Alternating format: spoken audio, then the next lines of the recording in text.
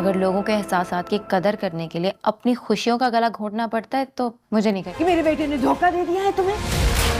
4 दिन की मोहब्बत अट्रैक्शन से बहुत कुछ सीखा है और सबके दौरान मैंने अपनी फीलिंग्स को खुद तक महदूद रखना होती है। उसे सिर्फ मुझसे हमदर्दी थी। तुमने करनी ऐसी कदर।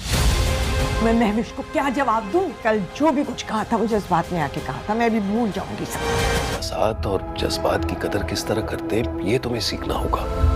कर किया है, मेरा ये फैसला नहीं बदलेगा।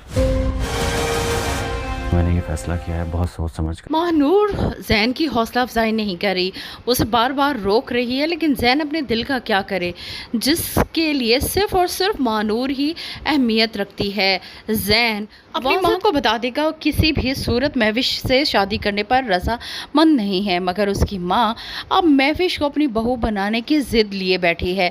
जैन के बार बार मना करने के बावजूद भी वो यही चाह रही कि महविश ही उसकी बहू बने। दूसरी तरफ महविश अपनी सास का दिया हुआ शादी का जोड़ा जला चुकी है और जैसे ही उसकी ये बात उसके बाप को पता चलेगी वो बहुत ज़्यादा परेशान होंगे, क्योंकि इस बात को हैंडल करना इतना आसान नहीं है। वो महविश को समझाएंगे तो आगे से वो यही कहेगी कि अगर किसी की वजह से वो डिसहार्ड होती है तो उनकी जज्बात की वो परवाह नहीं करेगी, वो अपनी खुशी की खातिर कुछ भी करने को तैयार है।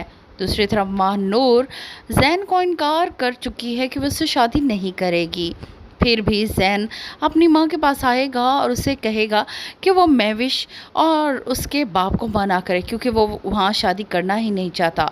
मगर जैन की माँ के लिए ये बात बहुत मुश्किल है, क्योंकि अगर वो उसे अब मना करती हैं तो ये इनके लिए काफ़ी तकलीफ़देह बात भी बन सकती है। मगर जैन अपने दिल का क्या करे जो सिर्फ महानूर से ही शादी करना चाहता है।